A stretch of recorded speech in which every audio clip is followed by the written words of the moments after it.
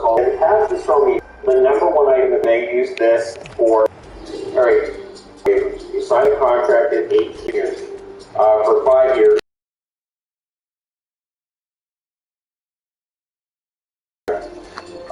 At age 20 through 23, waivers. At 24, it's 2 years, and at 25, it's 1 year. Exempt waivers, and you have to go through waivers.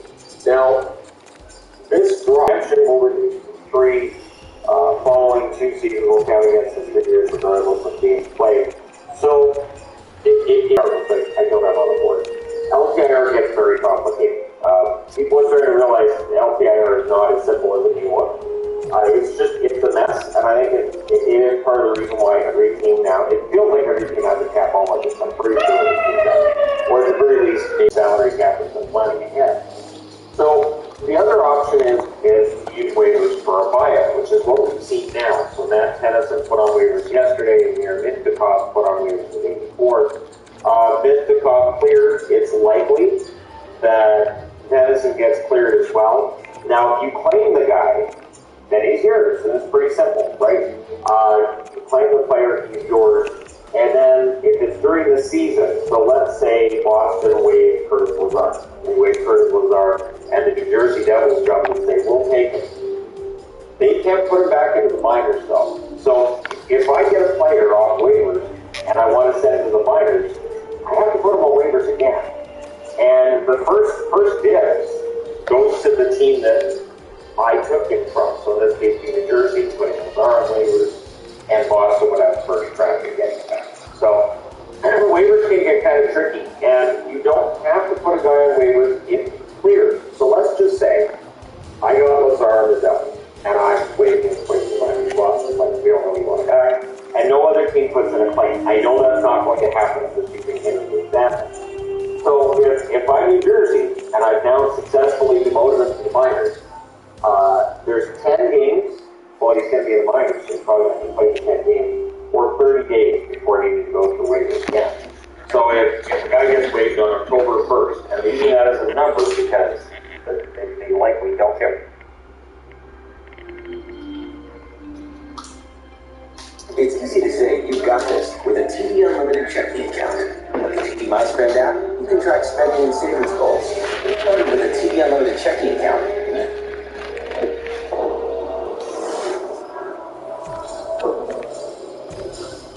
Okay, ladies and gentlemen, it's finally here. We are here for the last episode of Why I Want 2022. We said last week, talking about Elias Salomonsson, that this would be the last episode of the year, and we are indeed going over one of the guys that I feel like is so appropriately placed in this spot, because if we talked about this guy a few weeks ago, we probably wouldn't be saying the same things that we're going to be saying in this video here. This is because this prospect has been one of the biggest risers throughout the past few weeks, and is a guy that could go somewhere in the top 5, maybe even 3rd overall if everything goes right. So, let's talk today about a U.S. NTDP forward who is not named Logan Cooley. He is not named Jimmy Snuggerud. He is not named Lane Hudson or Isaac Howard or Frank Nazar. Today we're talking about probably the guy with the best first name in the draft, Cutter Gauthier. What an absolutely lethal name, by the way. Cutter Gauthier. Ooh, you don't want to mess with a guy named Cutter. This is a player that has been really rising up the ranks the past few weeks. Here's why. He's 18 years old, 6'3", 201 as a center left-wing player. He played primarily on the left wing this NTDP season, but as we continue this conversation, we're going to go over the plan for him heading into the long-term future. In Arizona. So there were a lot of similarities between Gauthier and Austin Matthews when it came to growing up, playing youth hockey, and just breaking into the NTDP as children, because both these guys had that upbringing in sunny state Arizona. And as we've seen from his specs, he's a pretty big player as well. Playing for the U.S. NTDP this season, he had himself 54 games played, 65 points, 34 goals as well. He actually produced pretty well against both the USHL and NCAA competition that he faced off against, and he was one of the top goal scorers on the entire team, alongside of Rutger McGroarty, whom we have also chronicled in the Why I Want series for this year. Even though Cutter Gauthier may have had fewer points on the season than guys like McGroarty, Mazur, Cooley, and Howard, there still is a profile for a player here that bodes pretty well for a lot of scouts that are trying to project where he's going to go in the long-term future. This is very evident by the draft rankings. As you can see, he has a consolidated ranking of 8th overall. He's ranked 11th by Elite Prospects, 6th by Future Considerations, 13th by McKean, 7th by Craig Button. He is the 3rd-ranked player for North American skaters by NHL Central Scouting. Sportsnet has him at 7, Recruit at 7 as well. However, you have some outlets that are also a lot lower than him. The Puck Authority has him at number 28, Smart Scouting has him at 18, etc., etc. Now, if you go back to May of this year and you take a look at some of the previous draft rankings that had been established, Cutter Gauthier back in May was ranked 13th by Bob McKenzie. Craig Button had him at number 6. In fact, Button was the highest rank out of all of the major scouting outlets back in this time frame. Almost 2 months later, though, and a lot more outlets have him in a top 10 spot. Why is that, and what are scouts seeing in this guy? Well, next season he's going over to play for the Boston College Eagles in the NCAA, and it's been documented pretty heavily that Cutter Gauthier's role with BC is actually going to be as a primary center. NHL teams also started asking this guy at the draft combine more and more about that center projection, and the common consensus is that he's probably going to start developing in that center role. This is a player that has a pretty good finishing ability. He's very skilled, not to mention big and powerful. Plus, scouts have noted his two-way off-puck abilities as well. This is a player that, if you're playing him as a left wing, which he has been the majority of the season this year, you're probably going to get yourselves a, let's say, Tyler Toffoli-esque kind of player if he pans out. But if you start developing him at center, you try to use that power of his to command more of the middle of the ice, you use his goal-scoring ability to try to facilitate more offense in a straight-line direction, there's a lot more projectability that scouts are in love with compared to his projection as a winger by itself. Let's go over on to Dobber Prospects and take a look at their little reports over here for Gauthier. He's a well-rounded forward with an array of dangerous shots in his arsenal. He plays a strong game off the puck, and he should grow into a two-way goal-scoring winger at the NHL level. Now, it says winger because this little write-up was written before the draft combine. This is what it said back in May of this same year. After netting 20 goals in 44 games with the U17 squad a year ago, Gauthier exploded for 34 goals in 54 games with the NTDP's U18 team this year, second most on the team. He would go on to add another 3 goals and 6 assists through 6 games at the U18s, earning a silver medal with Team USA. Perhaps more impressive than the goal totals themselves is the variety of ways in which Gauthier is able to find the back of the net throughout the season. He is opportunistic around the net, positioning himself well for rebound chances or backdoor passes. He can beat defenders with strong power moves to the net, and he's a dangerous one-touch scorer who can pounce on loose pucks in the slot or hammer one-timers from the face-off circle. Gauthier was always considered a fairly safe pick due to his projectable frame and well-rounded game, but he took his offense to another level this year, and he could end up being selected in the top 10 of the draft as a result. If you go over to what they said the next month, Gauthier spent some time playing down the middle, but was mostly used as a winger with the NTDP this year. NHL teams, however, reportedly view him as a center at the pro level, and Gauthier stated himself that BC plans to play him as a center when he begins his collegiate career next fall. His draft stock was already rising in the latter part of the season, and the fact that the NHL team believe he can play center will only increase it further.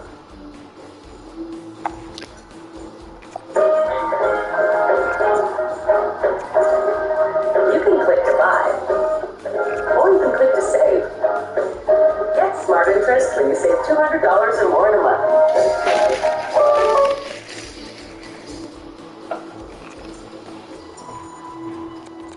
And as a result, you take a look at what some of the social media profiles are bigger, a little bit more skilled, not necessarily the best shooter out there with the best skills or the best speed or whatever, but just a good all-around guy. And you can even have people like Chris Peters on dailyfaceoff.com writing in his mock draft from a few days ago that Cutter Gauthier is going to go as high as number 3. Now, it makes a little bit more sense when you see that the 3rd overall team is Arizona, so they'd be taking their hometown boy. But let's go over on the Daily Faceoff and read what Peters has to say about this NHL mock draft. 3rd overall, Cutter Gauthier, center winger. All right, I'm going to take a little bit of a swing here on the mock. I've heard rumblings that the Coyotes could shake up the consensus a little bit. They have 7 picks within the top 45 of this draft. Wow, I didn't realize it was that many. That's crazy. It's not super far off the board to go with Gauthier here. though would not be my preference. The added benefit of adding Gauthier, a big, athletic goal scorer who can play on the wing or down the middle, is that he is a local. The Coyotes have said they really want to add players that want to be Coyotes. Gauthier would probably relish playing near his hometown of Scottsdale, Arizona. I could also see the Coyotes looking at defenseman or sticking with a guy a lot of people have known worse than third in Logan Cooley. And so, with Cutter Gauthier being this polarizing of a guy, it ultimately boils down to the ones that are making the choice, the NHL teams themselves. Bob McKenzie's list is pulled by NHL scouts that he interviews, and the consensus ranking, or not the consensus, but the majority ranking, have him at 5th overall. This is a guy that probably won't slip down as far back as 28th overall, like the Puck Authority insinuates that he should, or maybe even 18th overall, like Smart Scouting has him at. This guy will probably be somewhere in the top 10, maybe even the top 15 at the very latest, mostly because of that center transition. A lot of people value centers over wingers because they command more ice, because there's more responsibility, and if you're able to play center, it kind of means you have a better sense of where the game is going, directionally speaking, because you have less responsibility. Wingers are more attuned to the perimeter and board battles, etc., but being able to control the middle of the ice is something that a lot of scouts value, and for Cutter Gauthier, I mean, you have a big, talented goal scorer already that might be making that shift towards allowing himself to play a more defensively responsible role. I could totally see why scouts are going out there and saying this guy should be a top 10 pick. Now, for me personally, would I see Gauthier in my personal top 10? I really don't know. But at the end of the day, if he does get taken there, I could understand it. I could understand the potential and why a team would want to have this guy as highly up there in that spot as they would. But the question to me is, would you take him over a guy like Matty Savoie? Would you take him over Ayla Karamaki, whose goal-scoring ability is so good? Would you take him over a Logan Cooley, even, who was the best player on the NTDP? These are questions that are going to be answered by this time in a few days, because the draft is coming up, right? So we'll see ourselves to the door for what I want 2022 and just review everything before we head over into the actual event itself. That has been the series here for this entire 2022 draft class. Let me know in the comments your thoughts about the final player over here, Cutter Gauthier. If you're a Coyotes fan, would you want your team to take this guy 3rd overall? If you're a fan of any other team in the top 10, would you be interested in Cutter Gauthier slipping or falling all the way to your palms? Let me know your thoughts in the comment section below. I hope you enjoyed this video and this series for this year. So we're going to show us 9 and 5.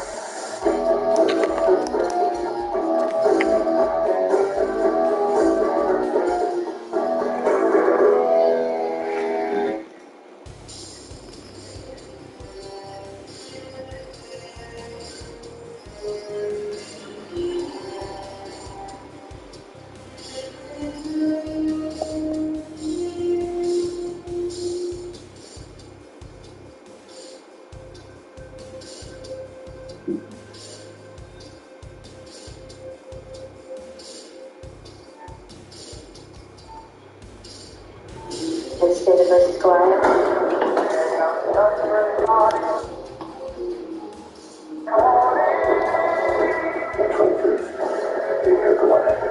I'm still working that out. The terminal list series now streaming on Prime Video.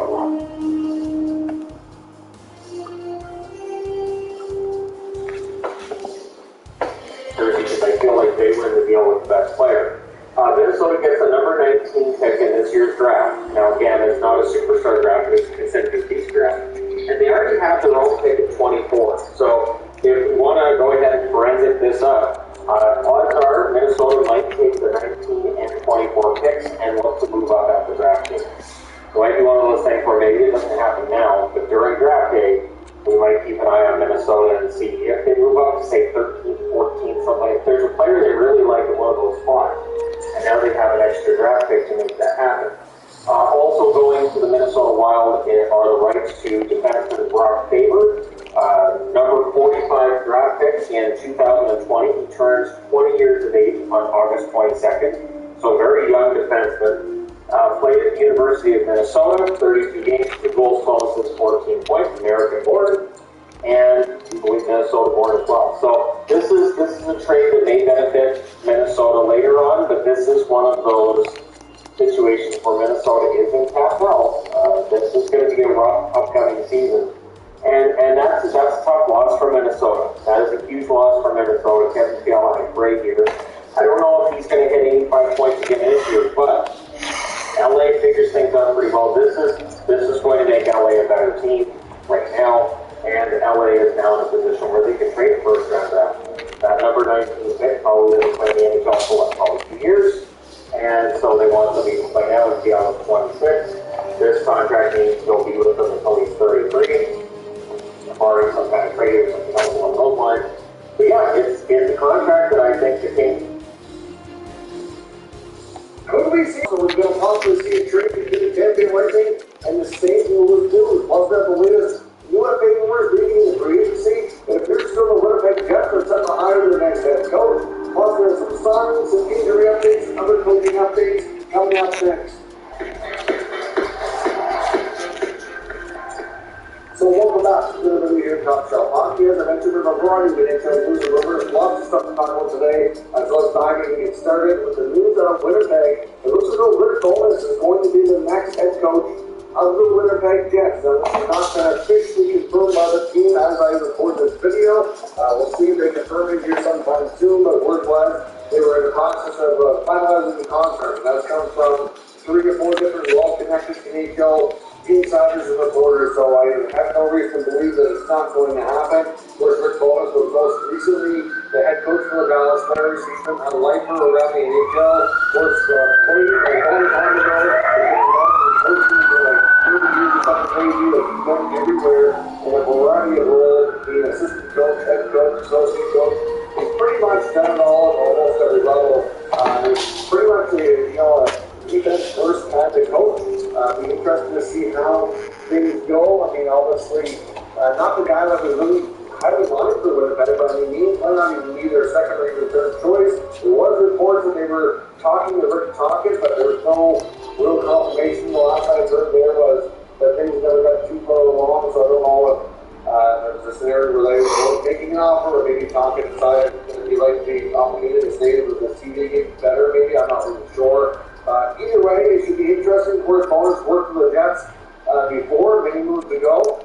So still going to come full circle and go back there by the looks of things, and we'll see where things go. The Jets going to be one of the more interesting teams to see, especially around the draft and free agency, how they kind of dictate their offseason here. There's going to be lots of moving parts, and a team that's kind of in transition, you could say, right now. So we'll see where this goes when the team confirms it, but that appears to be the direction that they're heading in. Now, of course, we haven't seen any NHL buyouts here as of yet. Of course, the buyout window opened yesterday, or July 1st. In yesterday's video, I did comment on the fact that I expect to be more news, and I expect there to be at least a few buyouts. But obviously, teams are taking their time here. They don't need to rush into that. The buyout window stays open until July the 12th, so right up until the day before free agency starts. Teams can get a second buyout window once they complete all of their RFA business, and they've had cases with arbitration and whatnot.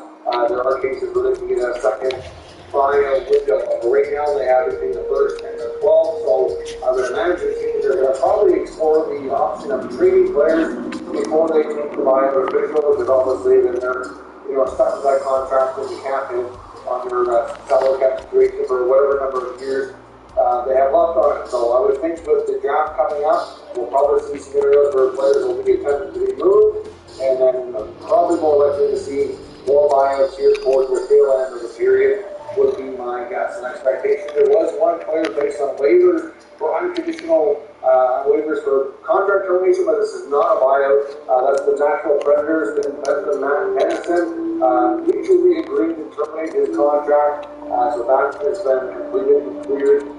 He's now an unrestricted free agent. But on that first build yesterday, it looked like that was a buyout, but it is not an actual buyout. It's a mutual termination scenario. Now, we did see the signing as well with the New York Rangers, and we get news that New York, a few of their players actually want a trade. So they signed a restricted free agent for Julie Gauthier. He's a pending RFA. It gets a 1-year deal, $800,000, but this is a one-way contract. And Gauthier has requested a trade from the Rangers. So clearly, Chris Drury and company there felt it was more likely that he would have better value being traded with a contract in place at obviously a lower value, it certainly makes sense. Gauthier wouldn't be able to command much more for a contract. Certainly, he's been a player who's been trying to get more opportunity and really has not been able to stick for long stretches of time. I honestly thought this might be the year for him this past year, given the fact that there was familiarity with himself and new head coach Gerard Gallant. They did work together briefly as a junior.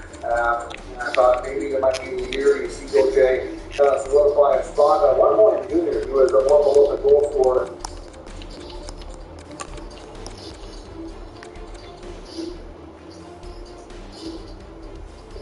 I'd like to take a piece of me. I hope you get a piece of me.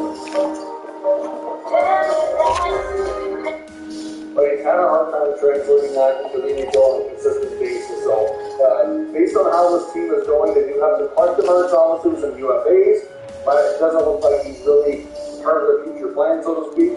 So he has requested a trade, and we'll see if they honor that and where he might end up. There's a variety of teams that could probably take a chance on him on a one-year team contract like that. And goalie Alexander Georgiev apparently has also asked to be moved, which is not the first time we've heard of this.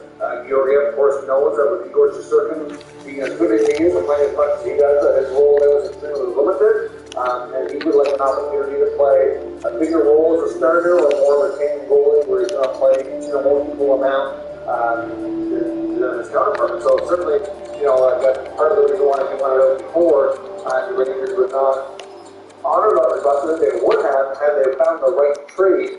I know I've seen reports in the NHL with insiders saying that the price tag hasn't really changed. It sounds like the price tag to me is awfully high. They're going to honor this trade for Georgiev. They're going to have to lower it down. But it sounds like they wanted multiple assets, one being a fairly high pick and a prospect. And I just don't know what teams are going to be willing to pay that, considering what else they can do right now in the market. But we are bound to see a goaltender carousel kind of start to take off, and we're bound to see a number of teams make changes between trade and free agency. I know Kevin Weeks was reporting on Twitter yesterday that there's as many as 7 or 8 teams looking for either a starting goalie or a 1A, 1B scenario goaltender. So there's lots of movement that we're likely going to see. Some big names on the open market. We know Georgiev wants to move. You got Fleury, Kemper, and Jack Campbell on the UFA market. Billy Russo, for example. So you got a handful of starting goaltenders, quality guys on the UFA market. There's a few that are being available for trade. Some questions on John Gibson. We kind of wonder about a few other veterans too. So there's bound to be movement, and I think once it starts to see the domino start to fall, they'll probably follow suit. It's hard to say what the Rangers will be one of those teams to get it going if they don't back off on that price tag that they're looking for. Now, some news out of Vancouver as well. Of course, we saw the Brock Besser signing yesterday.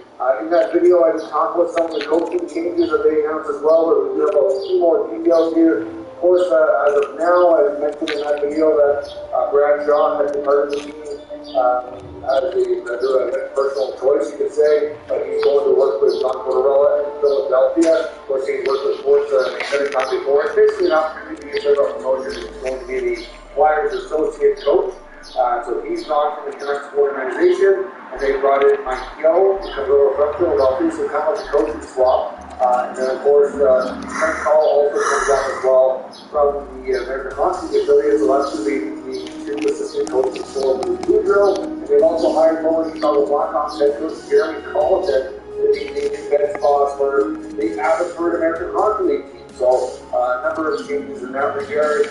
We also saw them make some signings. They signed the veteran Jack Rathbone for a 2-year deal, $850,000. Noah Jolson, it's a 1-year, 2-way deal, $750,000 for him. And Will Lockwood also gets a 1-year deal, $750,000 2-way contract as well. So Jolson and Lockwood both 2-way contracts, whereas Rathbone appears to be a 1-way deal at $850,000. So I expect Jack Rathbone to have more of an opportunity in Vancouver at the NHL level for the coming year. Now, back to coaching for a moment, we also saw some additions in St. Louis.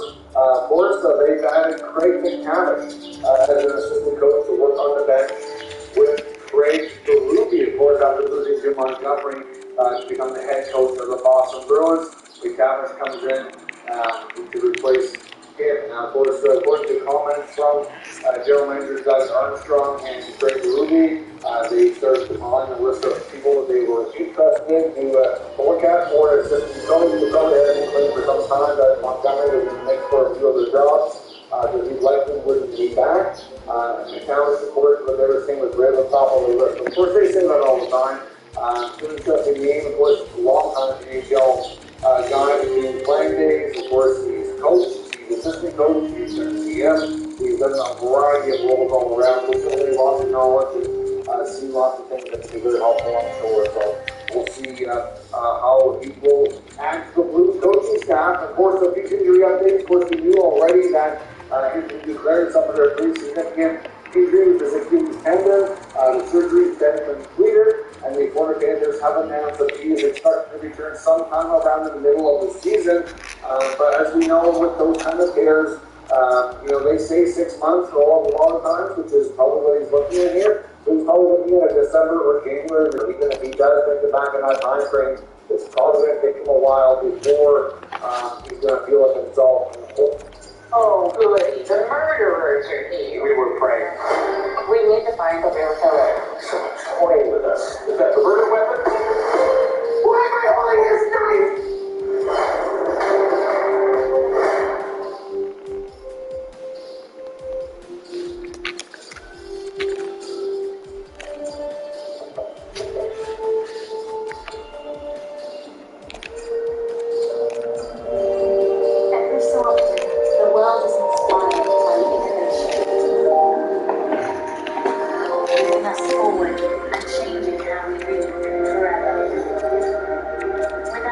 To deliver 7 electrified vehicles by 2025.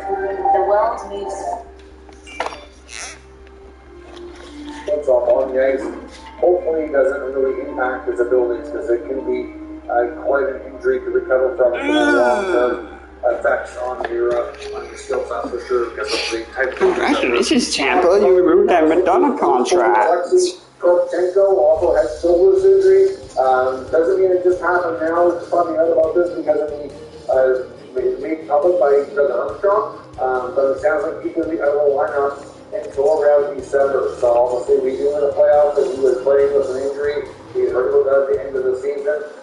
Has the surgery been completed, and he's out for a significant period of time. So I'm sure we'll probably shouldn't hear too much more about injuries at this point, except for maybe like a Tampa Bay or Colorado player, given that their series hasn't been over for too long. Of course, we've seen the Avalanche having a good old time targeting it up in the Stanley Cup here on social media over the past few days.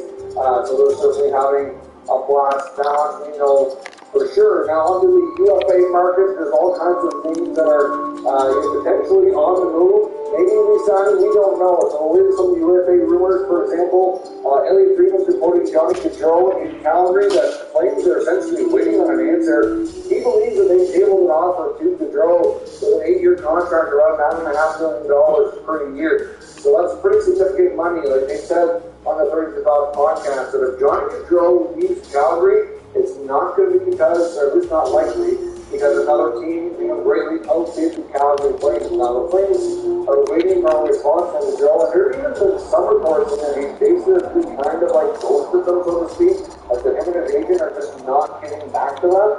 But they certainly would kind of ideally keep it all by the draft if you can, because they're going to have to pivot to go in a new direction if he's not coming back, and they don't even know that yet, right? They can't really know until July 13th, depending on what other teams offer him. Because, I mean, I'm sure there's going to be a lot of interest because of the kind of player he is, but until he's allowed to actually speak to them and get an official offer, it's really difficult to say. But right now, it sounds like they've made a significant offer, and they're just waiting on a response, and there's just nothing coming back from the Gaudreau's camp, which is certainly concerning if you're the Flames and a Flames fan, that's for sure. When it comes to Chris Letang and Philip Forsberg, there are two players that Friedman has mentioned as likely having a path to get a deal done. Of course, until it's done, it's not done, as they say.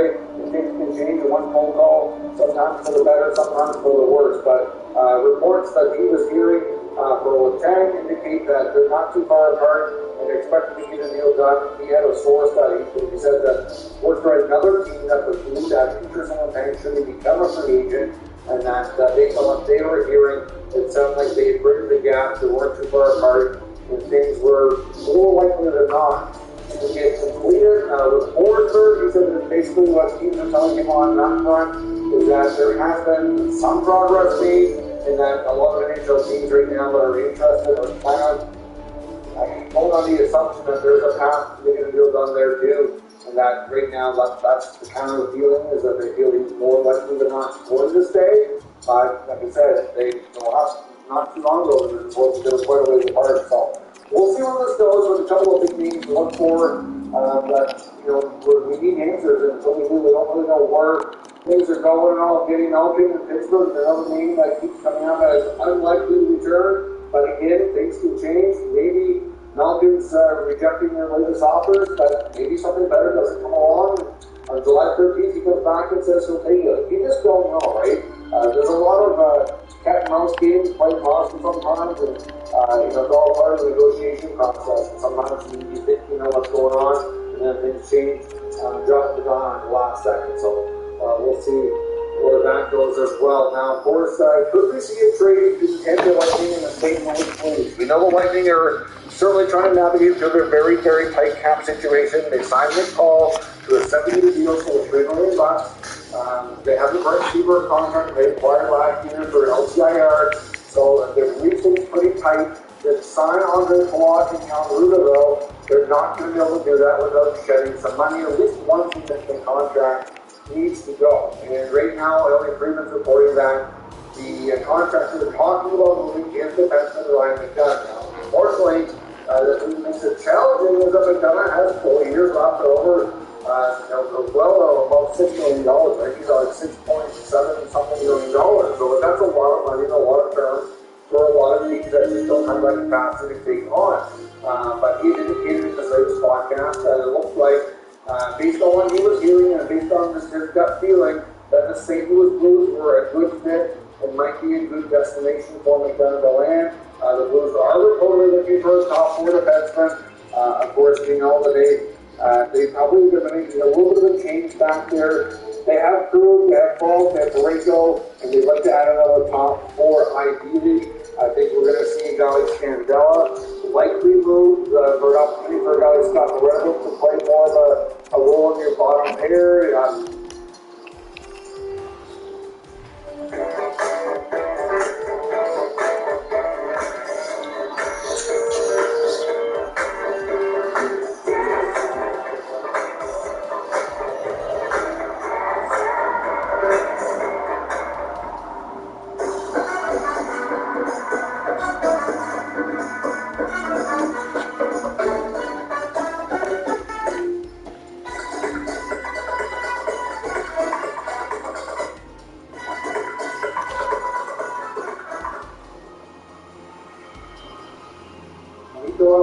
And get an opportunity to play in there too, so it's difficult to say exactly how that whole plan shapes out, but certainly a guy like McDonough for then would be a good interest there and a good fit. So I don't know what kind of return we'd be looking at. Certainly Tampa might want a defenseman in return that's maybe making less money. So I know, like I mentioned, Scandella, I don't know if they would have interest there, or maybe Scandella would move in a separate package. But I know that even last year we were talking about the Blues maybe wanted to move on from Marco Scandella. So we'll see what happens, but I know it's not going to be easy to navigate through. McDonough's going to have to be okay with anything that happens, considering move on to this contract. Tampa trying to move a player here with a lot of term and a lot of money. Not going to be easy, but we'll see if the St. Louis Blues end up being the trade partner that Edinburgh is, so that they can hopefully keep Andre Palat. I'd imagine they'll be working hard at this over the next couple of days to have an idea if they can get this done. Ideally before the draft, or certainly before free agency on the 13th for sure. Now, could we see a trade between the Vancouver Canucks and the Montreal Canadiens? This is a conversation that I didn't expect to be having here, but apparently young goaltender Michael DiPietro is likely getting dumped by the Vancouver Canucks, and it's likely happening sometime between now and the draft on July 7th, or possibly shortly thereafter. So basically, we've heard comments from Jim Rutherford, as we talked about on the Johnny Dallin show as well in Vancouver with Rick Dollarwall, Don Taylor, and they kind of come to the conclusion on Michael DiPietro needs a fresh start, and he's likely getting dealt, and it's probably not going to be a huge return going back to Vancouver the other way. Of course, DiPietro was not a huge goal player, and that's part of what some say might be his His downfall, so to speak, or his weakness is his size. He's 6 feet, about 200 pounds. He's not really small. That's just a lot of NHL goaltenders are more monster size, if you will. A lot of them are 6'4", 6'5" nowadays. So the average goaltender, like a UC Zero, which is not what we think, for example, it's just not real common that you see a goalie that size really have long-term success on a high level. And the NHL right now, it's just not something that's real common nowadays. Like I said, your average, 6'3", 6'4", 6'5" goaltender, they're bigger, they cover the net better, etc. Right? So DiPietro was a 2017 third-round pick. To some degree, some of the development teams are not entirely as fault for the lack of playing time through the pandemic. That certainly played a role between the time and the tax. Impacted a lot of young players between junior players, guys that were kind of like him that were just in the process of turning pro. And they didn't get nearly as much NHL or AHL development time to kind of get their feet wet and kind of get their pro players off to better status. Now, of course, the problem too is Vancouver, they have faster depth, which is not a bad problem for the Vancouver Canucks. But it's a problem for a guy like DiPietro who's trying to get himself higher on the depth chart.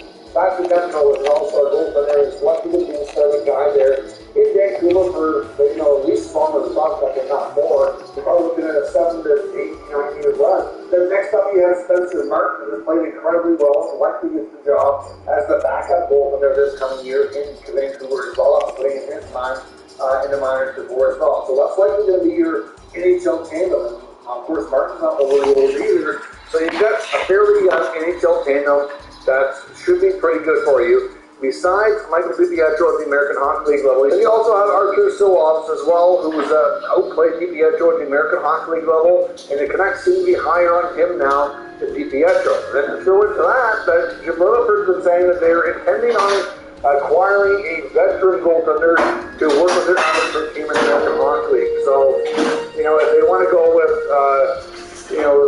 Silovs and a veteran, where does it leave DiPietro? In the East Coast League, where are they going to put him? They're going to loan him to another team, and he's got no place to play.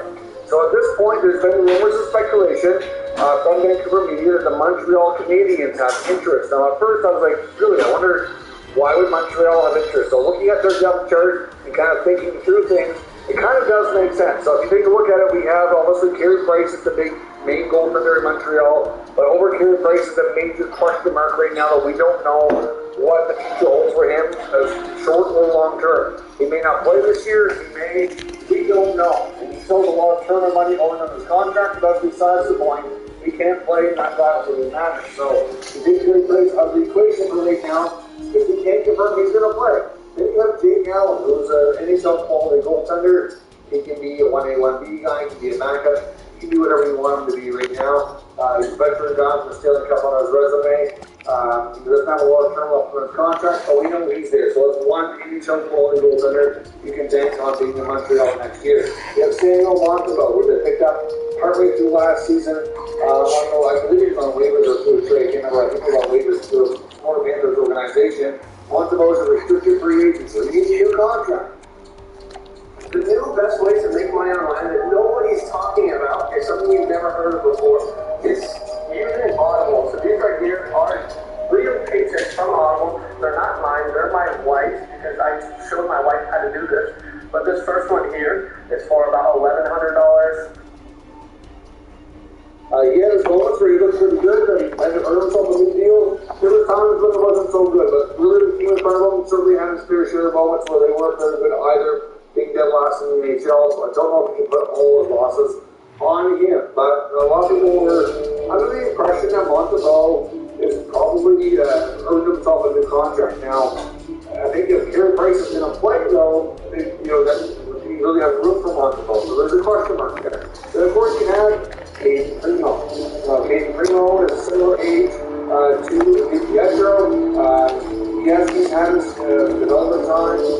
He's had time where he's looked like he's going to be the goalie in the future, but they're certainly not quite ready. Like, he's not ready for the NHL on a full-time basis. That much we can say. There's certainly some more development. There's still some inconsistencies.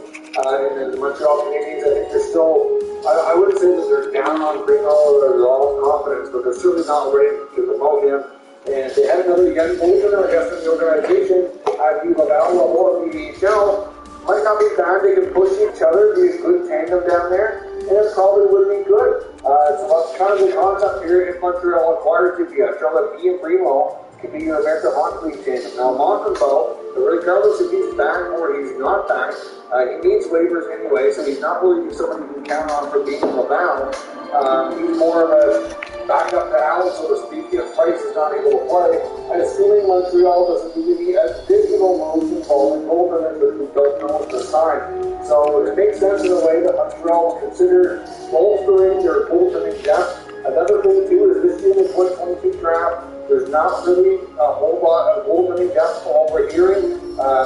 We likely aren't going to see much in the way of NHL goaltenders come out of this draft, or at least that's what I've read. I mean, I personally don't know a lot about many of the goaltenders in this draft, so it's hard to speak on with a lot of in-depth personal knowledge, but based on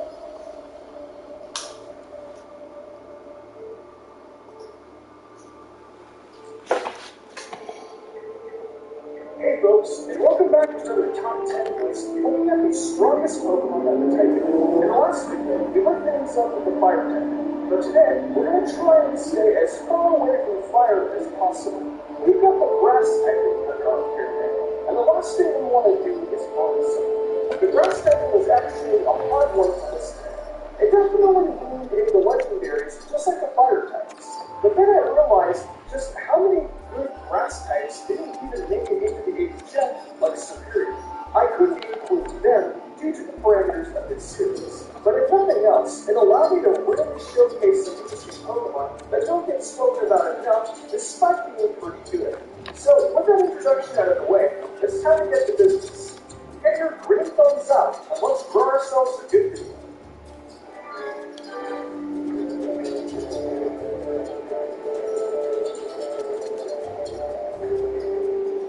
So let's begin the cultivating process with our first Pokemon of the day, being the Lone Starter Pokemon, Citruel.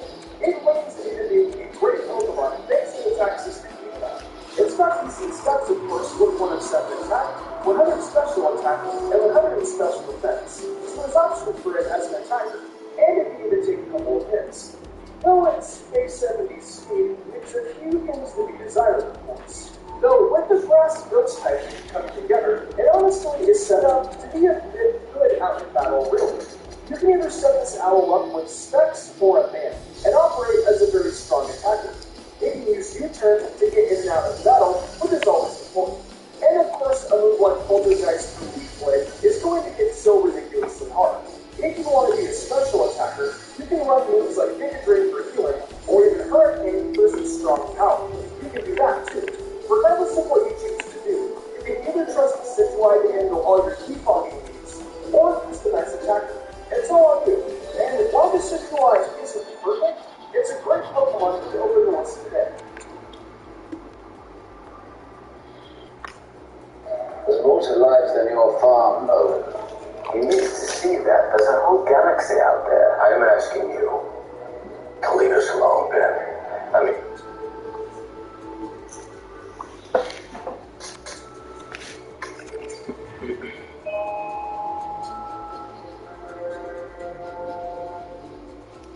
Okay, next up is the long legs and dominant personality of Serena.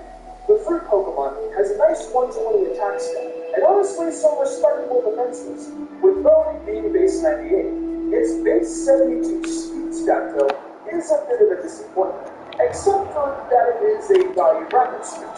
Its speed can get better, and hazards just aren't going to be a problem. It's yet another nice pivoting option with U-turn, being a common throw.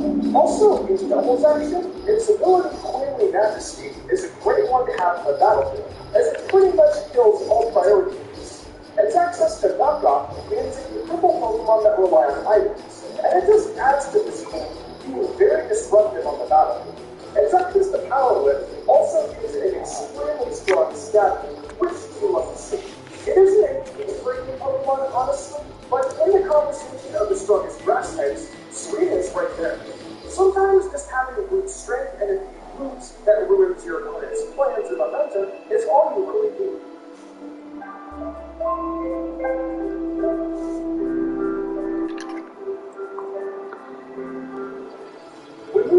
on to one of my favorite grass type Pokemon, the Great Rosewood. It's carried by just how good it is in VPSP, as it isn't always the best option for Sword and Shield's competitive, and really isn't the only Pokemon for others. However, Roserade is definitely the kind of Pokemon you want to turn to if you're seeking some good setup with habits.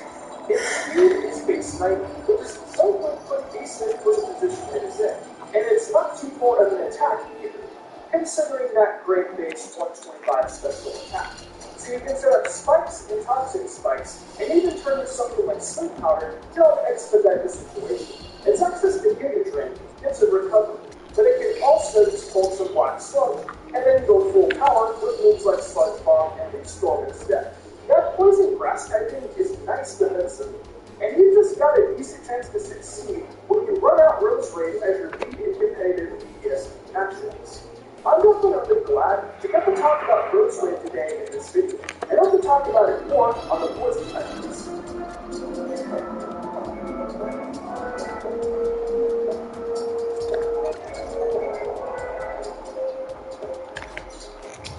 Let's go with Whimsicott, a classic lead known well for its versatility of being a fast attacker, as well as an avid user of its Prankster.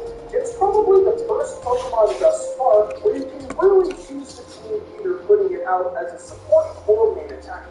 If you want to just go with Prankster and have it work as support, then you can run moves ranging from Tailwind to Taunt to Leech. And of course, just building around setting up a substitute and Encore and stuff. The point being, you can use Whimsicott in several different ways as a utility support. However, as an attacker, go nuts. Blue Blast, Energy Ball, Hurricane, all of them are great moves on a Whimsicott. And that disregards running physical moves like Knockoff. Now, remember, when you act as an attacker, you're hard enough towards using it over being support. That's it though. Look towards Whimsicott as a nice doubles partner, or a tremendous strength user at the lower tiers. It's well worth your attention.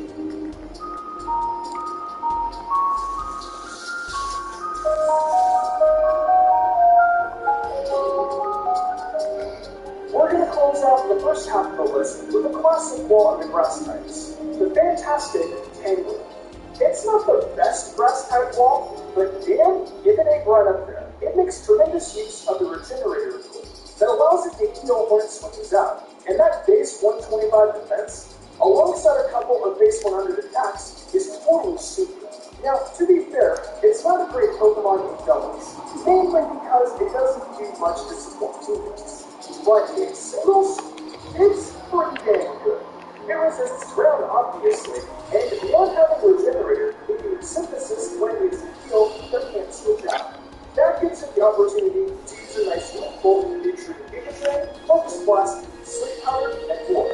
Honestly, you can just put a Rocky helmet on it and just throw it in cruise control. Now, the things working against Tangrowth and being higher on the list is, of course, its speed, which isn't great. And while it has great physical defense, the special defense leaves it with a big target. The other issue is that whole being sort of useless in doubles issue.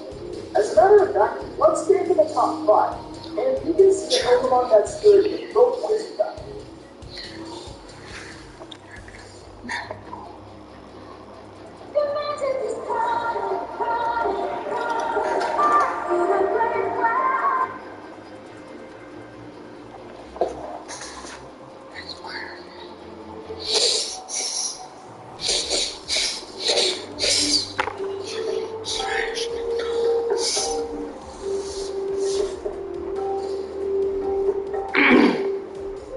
Opening the top 5 is Amoonguss, the true best support wall among all the grass types. It's no imposter, and trust me, this isn't sus.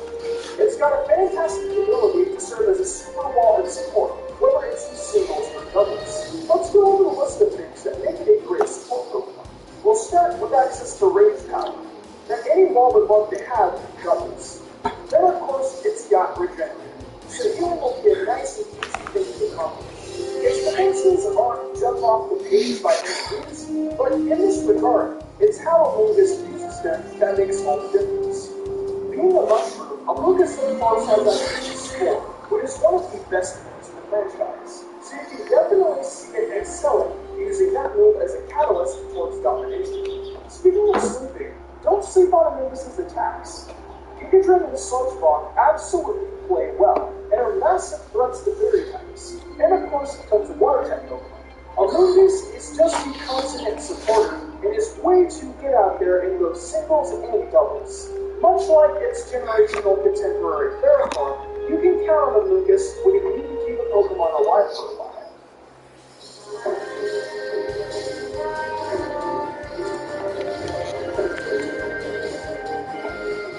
Here we've got an interesting one coming up at number 4. To the casual Pokemon fan, they might actually be a bit surprised to see Breloom this high on the list. I feel it's probably overlooked if you're not used to playing competitively, but I assure you that it's really good. Remember how I brought up the greatness of having Spore? Well, Breloom is a mushroom, so it's got it. It puts Pokemon to sleep easily, which means it's free to do its job.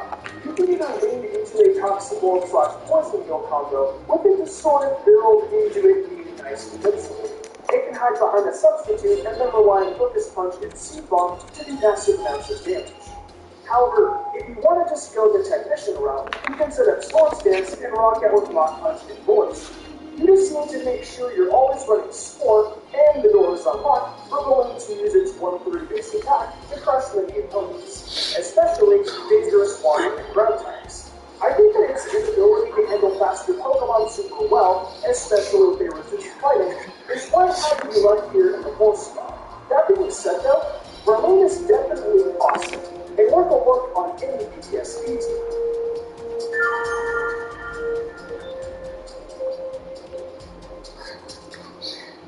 The top 3 is started today by the awesome, outstanding, super powerful Venusaur.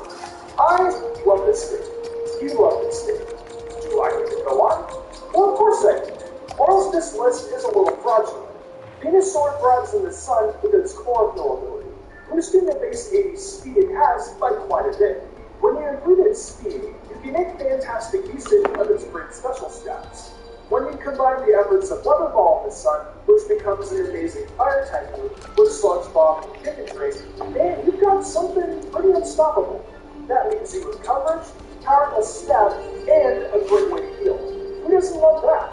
You've even got access to the Great Growth move, which sets up Venusaur's attacks. In the sun, there is hardly any Pokemon that is actually better than Venusaur. It's when it's out of the sun that it just isn't as good, which is what capped it out at the number 3 spot. Its Gigantamax setup can make it a bit stronger, which I'd be remiss to leave out. But aside from that, Venusaur still is getting its fair share of the spotlight today, and it's really cool to see that we're away from the 9th generation now, and still the first line in the Pokedex is in the conversation of dominance.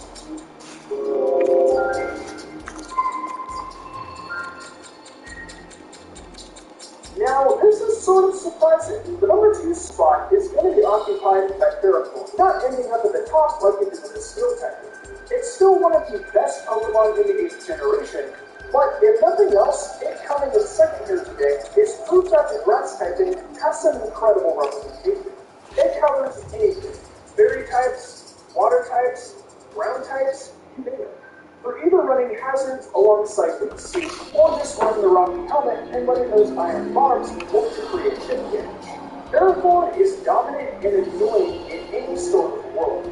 Seriously, knockoff, body press, power whip, all of them are options if you want to lean into that side of things while still being able to be dominant. It's only afraid of the fire types. But even then, it's a fear you don't really need to worry too much about. There's way too many good things that Ferrothorn can do that it isn't bogged down by what it struggles with. It's not the best grass type, but it's damn close. I respect the hell out of this list.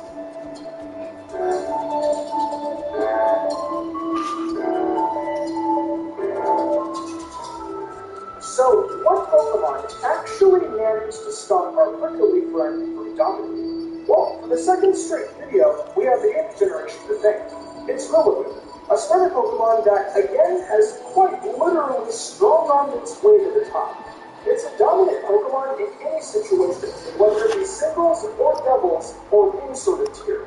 The Grassy Surge ability works hand in hand with Grassy Glide, which gets priority thanks to the terrain change. And that's honestly a wrap.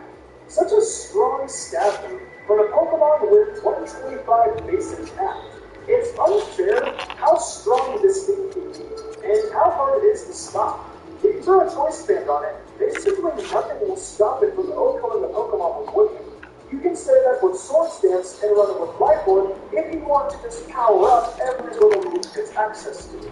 There are just so many possibilities, and so much that you can accomplish using them. It's the bee's knees, quite frankly, and an easy choice for the strongest grass type Pokemon.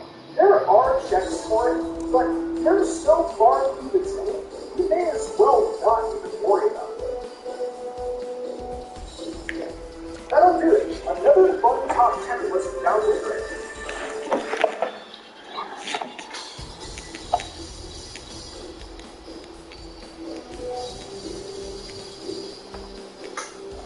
Discover local produce at Freshco prices.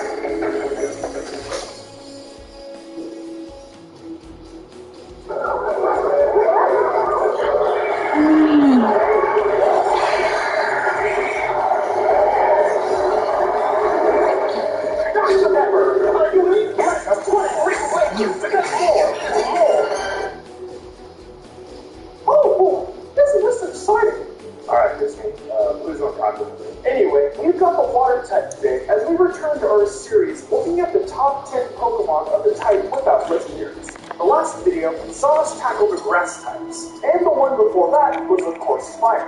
So today only makes sense. As we all know, the water typing is the biggest in the franchise, so we've got a lot to touch. There are Pokemon with all sorts of abilities under this umbrella, from heavy hitters to complete supports to one of the best walls ever. There will be no shortage of things to talk about when we hop into the deep end. Probably a bit of controversy too. So let's not waste any more time. Onward and downward, we're looking